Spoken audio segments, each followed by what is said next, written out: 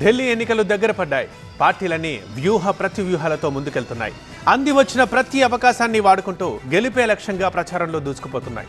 అదంతా సరే, కేంద్ర బడ్జెట్ ప్రభావం ఢిల్లీ ఎన్నికలపై ఉంటుందా? ఎక్కువగా ఎంప్లాయీస్ ఉండే ఢిల్లీలో బీజేపీ ట్యాక్స్ మినహాయింపులు కలిసొస్తాయా ఆ పార్టీకి? ఆప్ ఓటు బ్యాంకును కొల్లగొట్టే పనిలో ఉన్న కమలం పార్టీ బడ్జెట్నే ఒక అస్త్రంగా వాడుకుందా? కాంగ్రెస్ అంటేనే గొడవలు, ఒకరికొకరి మధ్య సహకారం ఉండదు అనేది విపక్షాల వాదన. సరిగ్గా ఇదే వాదనను నిజం చేస్తున్నాయి ఇటీవలే వరుసగా జరుగుతున్న ఘటనలు. ఫిబ్రవరి 5 అంటే మరో 3 రోజుల్లో ఢిల్లీ ఎన్నికలు.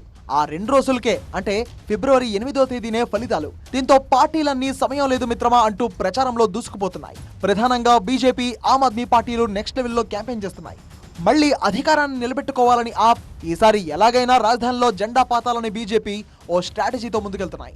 అంది వచ్చిన ప్రతి అవకాశాన్ని వాడుకుంటూ ప్రచారం నిర్వహిస్తున్నారు. అయితే కేంద్ర బడ్జెట్ కూడా ఢిల్లీ ఎన్నికల్లో కీ రోల్ ప్లే చేయబోతుందన్న కమెంట్స్ ఇప్పుడు హాట్ టాపిక్ గా మారాయి. ఆప్కి మిడిల్ క్లాస్, సెంట్రల్ గవర్నమెంట్ ఉద్యోగుల ఓటు బ్యాంక్ ఎక్కువే ఉంది. ఇప్పటి వరకు ఆప్ గెలిచింది కూడా వారి వల్లనే అని ఎన్నో సర్వేలు స్పష్టం చేశాయి. ఆప్ కూడా ప్రతిసారి మధ్యతరగతితో పాటు ఉద్యోగులకు పెద్దపీట వేస్తూ వస్తోంది.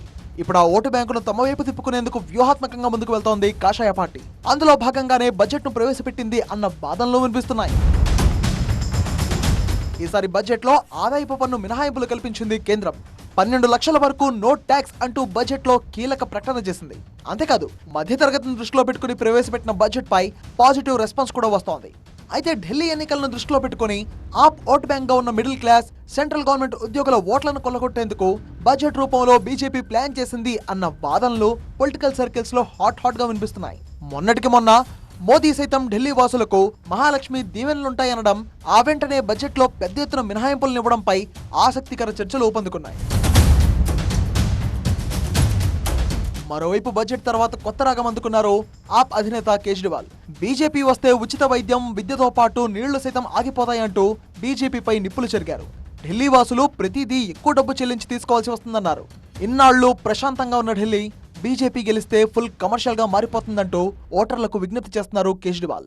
मेरी सभी बीजेपी के सपोर्टर्स से अपील है कि अगर बीजेपी आ गई तो आपको हमारी सरकार से मिलने वाली सारी सुविधाएं बंद हो जाएंगी. मोटे मोटे तौर पे 25,000 रुपए हर महीने की चपत लगने लगेगी. మొత్తంగా ఢిల్లీ ఎన్నికలపై బడ్జెట్ ఇంపాక్ట్ ఉంటుందా?